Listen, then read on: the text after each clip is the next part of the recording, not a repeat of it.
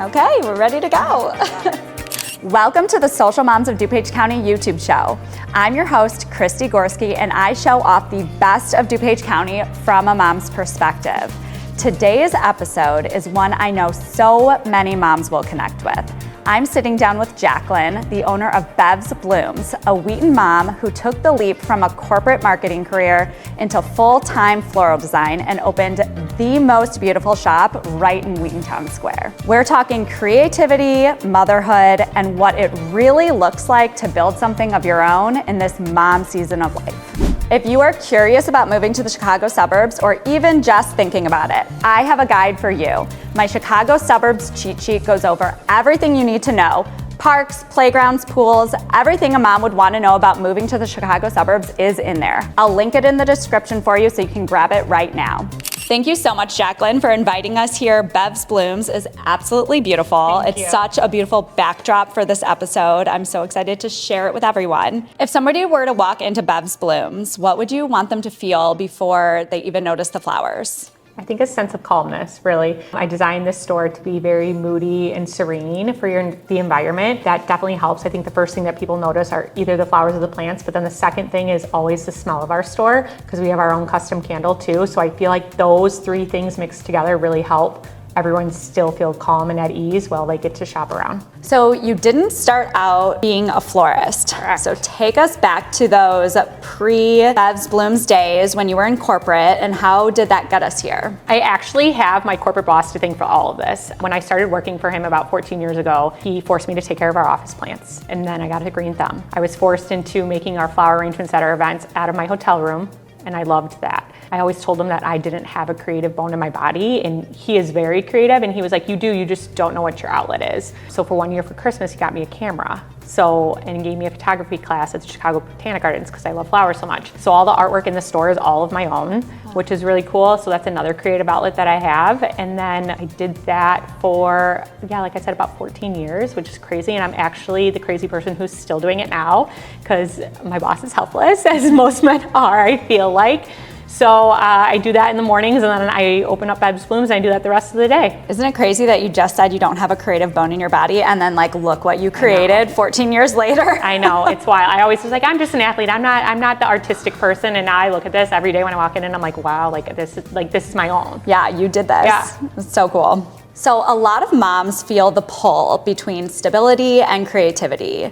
Did you ever have a moment where you were like, wow, I think I could do this full time? Yeah, I did. It was weird because my boss decided to sell our company. I say my boss because, like I said, I'm still working for him, but he decided to sell the company, and that was kind of my out. I knew I always loved working for him, so I was never going to leave. But then when he decided to sell, I was like, okay, here's my chance. Should I do it? And I was actually doing Bev's Blooms out of my house previously to opening up the store. So I would make arrangements for all of my friends and family that had bridal showers, baby showers, needed corsage, boutonnieres, all that type of stuff. So it originally started from my house, which ironically I live on Beverly Street, and that was just by coincidence with the name too, so it's kind of funny. But I feel like the balance between being creative and a mom, it was hard at first. It was really hard. I feel like even now I have the mom guilt of I'm not seeing my kids. Mm-hmm. I didn't see my kids on the week of Valentine's Day at all. That's just because that's the biggest flower holiday of the year. Right. But I tried to make it an effort that I would go home, and then I would come back here until 1 a.m. And then I made sure on Valentine's Day they had their heart-shaped pizzas and all this and that. They're the things that they could do with my in-laws who watched them that day for us. But I feel like it also helps that they see me being creative, because then it helps them be creative as well. What parts of running a flower shop would you say are easier because you're a mom, and what parts are harder? Well, I went from taking care of 2 boys, 2 dogs, and my husband to taking care of a bajillion plants and 1 million flower stems. So now that I have more than 4 things to care for every day, that part definitely was very helpful.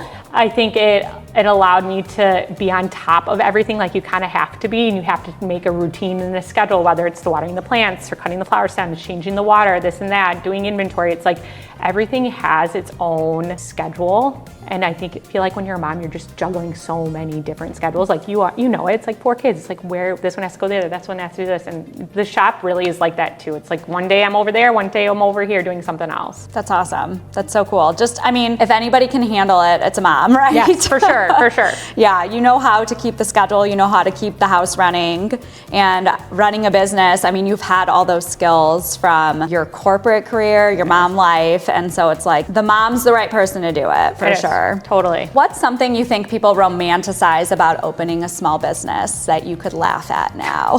I think it's funny when people say that you just play with flowers all day. Oh. Yes, I do play with flowers all day, but there's a lot that goes into that. And the thing that people don't realize is that like every single stem that comes into the store needs to be processed. And for example, like 500 stems on a Tuesday is when we normally get our order. That could take us 6 hours just to process them so that they're able to go into our bloom bar for people to pick out and thing. Like everyone's just like, oh, it's so luxurious and like luxury. And it's like, it is, but it's not. And it's a ton of cleaning. There is stuff on flower delivery day. There's stuff everywhere all over our floors, and same with plants. There's dirt everywhere, which I think is just like crazy. But I feel like people are just like, oh yeah, you just play with flowers, and it's like, no, I don't. Like we do that so that you guys can enjoy your flowers. Sure, yeah.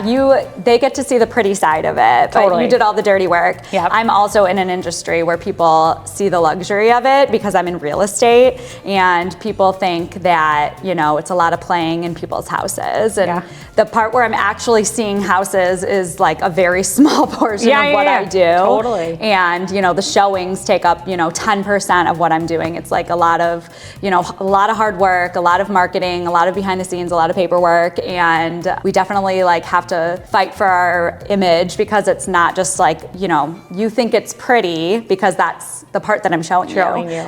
Yeah. So I try to document like the process of all of it because and educate people on it too, because they just don't understand, and that's fine. It's not the industry that they're in. And to be completely honest, like I'm learning too every single day about something new. How do I take care of something better? Whether their stem needs to be cut straight or on an angle, or how do you keep hydrangeas from wilting? Like people ask me that all the time. What do I do with my plant? It's just wild sometimes when you're like, well, if it wasn't for ChatGPT or Google, I'd probably be like, I don't know, because half the time I don't, but you have the resources to figure out and to help the customer, and I think that's like the biggest thing. So how do your kids see the shop, and do they think it's normal that they have a mom that runs a flower store? I think so, actually. I think it's pretty normal. Like I said, because I started out of my house. So when I was doing it, and if you scroll all the way back on my Instagram to one of my first reels I ever made was for Christmas in 2024. And if you see it really quickly, you see me holding my not even 1-year-old son while I'm putting stuff together. And it's like, so it's kind of just, they kind of grew up with that. I love being in my garden too in the summers, and I like actually enjoy pulling weeds. I know that's weird to say, but like I love keeping my garden and everything pristine. So I feel like going from that and then into this, it's just kind of normal for them. Now, my 5-year-old, he's gotten better at, he'll come in here now and be like, can I help clean? Which I'm like, sure, because there's always cleaning that can be done. But my 2-year-old's a little disastrous, so he's only allowed in here for a very minimal amount of time, because he's either gonna knock something over or break it or anything else. And I'm like, or dirt just goes everywhere. And I'm like, okay, I love you, but it's time for you to go. Small doses. Yes. Why did Wheaton feel like the right place to open your first brick and mortar? Yeah, so my sister, my oldest sister, actually lived in Wheaton for a while, so I was very familiar with the Wheaton Glen Ellen area. And in 2021, when the pandemic was happening in the crazy market, as I'm sure you're aware, we were looking for a house between our parents, really, because my parents are in Arlington Heights, my husband's are in Naperville. So we were like, okay, Wheaton's a good area, I was familiar with it. So we found our house, and then when I decided to open up the shop, it was honestly a no-brainer. I looked around at all the other surrounding towns around for their real estate and what they had for shops and this and that, and I kept coming back to one thing, and the one thing was, it's so funny, I love 4th of July, it's my favorite holiday, and I kept just thinking like, what if I was part of the holiday parade that Wheaton puts on and I pass out flowers to everyone? And I just like couldn't get that thought out of my head. And I was like, well, if I go to a different town, I can't do that. So, and I wanted to be in my hometown. town. So it was definitely the right choice to make. And then for Town Square specifically, people come in all the time and say, this used to be the place. This used to be the place I would get all my Christmas shopping done. There was a Gap, a Banana Republic, Victoria's Secret, and now there's not that much here anymore. And I say, yes, that's what I hear, but it's really turning around. Since I opened about 5 months ago, we've had about 4 different businesses open in here, and there's more that are under contract too, which is great. And I feel like it's slowly starting to come back. And Wheaton doesn't have a local florist anymore.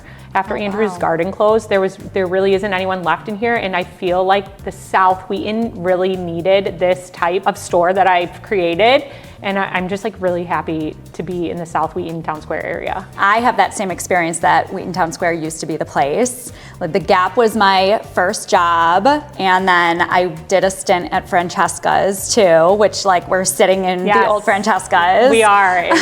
It's funny because we joke when it gets really, really cold in our store here, because our windows and doors are original, we call it Ghost Francesca because the old logo will pop up on the bottom of the windows when it gets really cold, and it's just like a funny joke that we have here, and I don't know how to get rid of it because I've tried scraping it and it just doesn't go away, and it only comes up when it's cold, but it's funny. But yeah, this is Francesca's. Yeah, people from this area have Town Square as like in their memory of places to go, and it's really fun to see this like round too. So when I found out that you were in Town Square, I was like, that's amazing for not just you, but for Town Square too. Like, you're such like an asset here, I think. Oh, thank you. I appreciate it. How has the Wheaton community shown up for you since opening? Yeah, actually, when I was getting this store up and running, I got the keys in the middle of July, and in August I was in here and it was a disaster in here, as I'm sure you're aware. It was like dust everywhere, boxes everywhere, this and that, and I had some lady, and the windows were covered up and everything, and I had some lady knock on the door, and I was like, who is this? Like, it's boarded up type thing. And this lady walked in and she was like, I really need some flowers for my party. And I was like, okay. And she was like, can you help me? And I was like, well, I'm not officially open, but sure. And she lives right over here in Stonehenge and everything else. And I was just like, yeah, not a problem. I delivered them to her. She is one of my best clients. She's my first ever client in the retail store. And she comes in all the time now for flowers. And she's just one of those repeat, genuinely nice customers who genuinely wants to support women-owned businesses too. So that definitely makes a difference. I feel like all of the other people who work in Town Square have been very, very supportive as well. I cannot ask for like better neighbors per se, because they're always willing to help out. I even had the day that my floral cooler got delivered, delivery driver left it outside. Oh my goodness. Yeah, and I had people from 302 coming to help me. I had people from Meredith J coming to help me, because I was like, how am I gonna move this 5,000 pound cooler into the store? And my contractors helped me, and like, I couldn't have asked for people just to like chip in and help me, and they just did it. And I was just very like fortunate, especially for that circumstance, because I was like, I'm one person, there's no way I can move this by myself. But they've really shown up, especially opening day. That was like more than I could ever imagine. It was awesome to see how many people were so excited to be here. If a family is new to Wheaton, what do you hope they discover about this town? I hope that they discover that there's more than just the downtown area, honestly, because like growing up in Arlington Heights, I always just went to our downtown area. We only had one area, but I feel like the South Wheaton area has its own area too, in this Donata Square, and I really hope that people experience both and they don't just go to one. I also hope that they look at all of our, like the forest preserves that are here, the fairgrounds. I can't tell you how many times I take my kids over to the fairgrounds and for the activities there. Like, my son and I love going to the midnight flea markets. Now, it's not actually at midnight, but it starts at like 7 and goes till midnight. But like, him and I go over there all the time. We go to the train shows, we do all that, and I feel like we walk across the park. But like, we do the Prairie Pass and we do this and we go to St. James Farm, and like all of that's in Wheaton, and I think people kind of forget that. I think Cantigny is also a great one that people forget about, but it's right here. So I really hope that we're not in a place where you can go hiking or, you know, go into the mountains, but like, we do have a lot of places where you can explore the outside and be outside with nature. And I feel like people don't know that about Wheaton, and I encourage them to really look into that when they need activities to do. Jaclyn, where can people find you online and support you online? You can follow us on our Instagram at bevs.blooms, and that's where we provide all of our updates. And otherwise, our website is bevsblooms.co, and you can order all of your flowers, plants, and home goods decor there too. If you loved this conversation, I hope that it reminds you that big changes don't have to happen all at once to be meaningful. Supporting local businesses like Bev's Blooms is one of the best ways to support the moms behind them. And this shop is such a special part of our Wheaton community. Thanks for listening, and I'll see you on the next episode of Social Moms of DuPage County. If you are curious about moving to the Chicago suburbs or even just thinking about it, I have a guide for you. My Chicago Suburbs cheat sheet goes over everything you need to know. Parks, playgrounds, pools, everything a mom would want to know about moving to the Chicago suburbs is in there. I'll link it in the description for you so you can grab it right now.